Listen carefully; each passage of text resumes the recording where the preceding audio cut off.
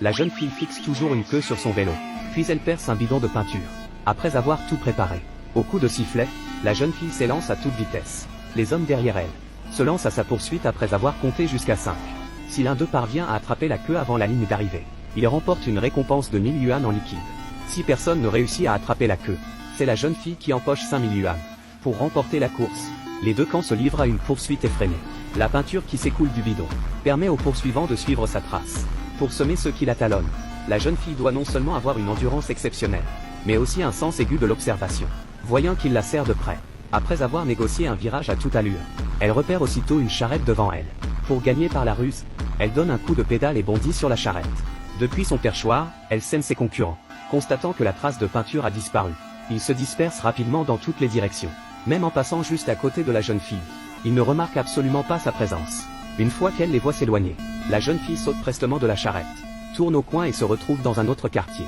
Mais contre toute attente, elle n'a pas fait 100 mètres qu'elle dévoile sa position.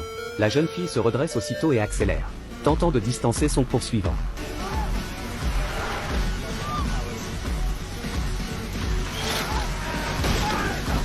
En le voyant tomber de son vélo, la jeune fille ne peut retenir son excitation, car elle est désormais tout près de la ligne d'arrivée. Mais à cet instant précis, elle aperçoit soudain un homme. Cet homme ressemble étrangement à son père. Son père a disparu il y a 7 ans. La jeune fille percute une voiture de police. La course étant illégale, tout le monde s'enfuit aussitôt. Le match se termine par un match nul. La jeune fille est emmenée au commissariat. Peu après, une femme nommée Anna arrive au commissariat pour faire libérer Lara sous caution. En retrouvant Lara, Anna lui conseille de rentrer pour accepter son héritage. Si Lara refuse de toucher à cet héritage, c'est parce qu'elle devrait signer l'acte de décès de son père. Lara estime qu'une fois sa signature apposée, la disparition de son père sera officiellement déclarée comme un décès. C'est une chose qu'elle refuse d'accepter. Ce jour-là, elle se rend au domaine de son père. Elle découvre que sur la pierre tombale de son père se cache en réalité une serrure. Elle sort la clé que son père lui a laissée, la glisse dans l'orifice, et la tourne. L'instant d'après, une porte s'ouvre sur le côté. Lara s'empresse d'y entrer pour voir. Elle découvre qu'il s'agit de l'atelier de son père.